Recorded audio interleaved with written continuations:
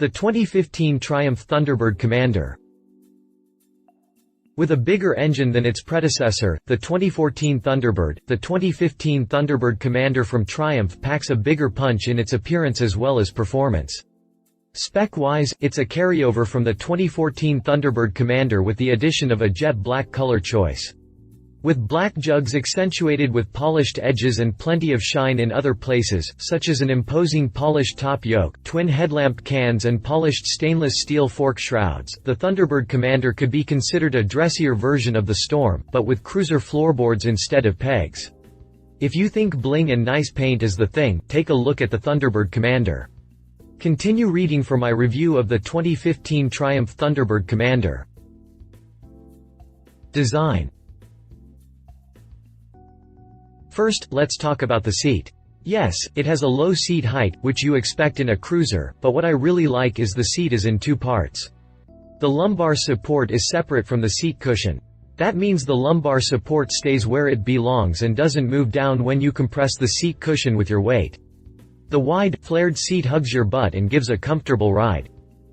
The handlebars have more pull back than the 2013 Triumph Storm, which make a more relaxed posture for a shorter rider, but taller folks might prefer the wider, more drag-style bars on the Storm. As with just about any cruiser, if you lean even a little, those wide die-cast aluminum floorboards are going to scrape. Knowing that, however, Triumph puts replaceable skid plates on the boards, so don't be disheartened if you take a curve a little too aggressively. The instruments are tank-mounted, which I don't prefer, but it would wreck the upper lines to mount them on the bars, and controls are conveniently mounted in switch housings at the grips for hands-on access. Chassis.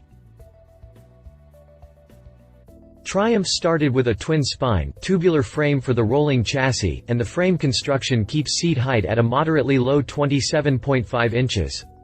This seems to set the tone for the overall look of the bike, which I would categorize as a low and mean boulevard bruiser.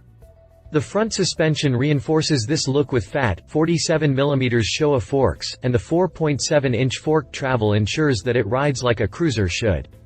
Coil-over rear shocks come with the usual mechanical preload adjustments that give you a choice of 5 preload settings, and the 3.7-inch suspension travel keeps the rear as cushy as the front.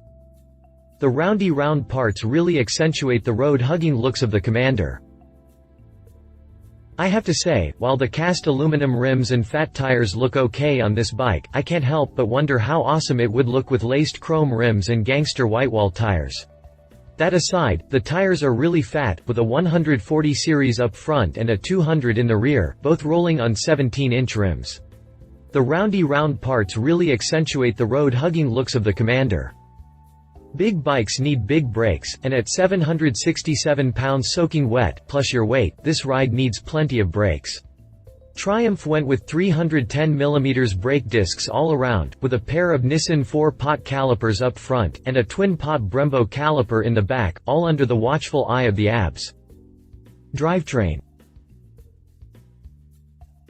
Triumph shows off its vast parallel twin experience with the 1699cc powerplant. Unlike the old Twingle engines, this monster runs with a 270-degree firing interval that gives it a distinctive rumble and gobs of torque. Triumph shows off its vast parallel twin experience with the 1699cc powerplant. The torque comes on early, maxing out with 111 pound-feet at 3,500 revolutions per minute, plenty of stump-pulling grunt for hills and hole shots. You have to wind her up to 5,400 revolutions per minute to milk all 93 ponies out of her, but given the awesome torque output, I'm not sure how often you would need to wind her out like that. The electronic fuel injection and tuned exhaust manage to turn in a modest 38 mpg in the city and a decent 56 mpg at 56 miles per hour cruising speed, which is fine considering that you wouldn't pick this bike for its fuel economy anyway. It looks like the factory made an effort to minimize drivetrain noise. The gearbox has helical gears for 2nd through 6th gears, that generally make less noise than straight-cut gears. A reinforced belt makes up the final drive for quiet and low-maintenance cruising, even at highway speeds. Pricing. MSRP for the 2015 Thunderbird Commander is $15,999 for solid jet black and $16,399 for the two-tone colorways. Triumph covers your Thunderbird Commander with a 2-year unlimited warranty and a 12-month unlimited mileage warranty on replacement parts. He said. My husband and fellow writer, T.J. Hinton, says, I've always had an appreciation for the old Triumph Parallel Twin, though mainly that was based in nostalgia.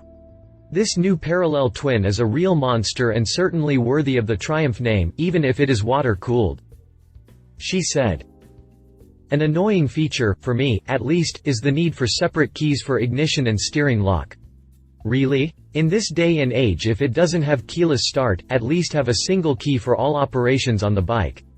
If that isn't enough, consider also that Triumph warns that it is possible that both keys may fit both locks, but each key will only open its respective lock, and trying to open the lock with the wrong key may damage the key or the lock.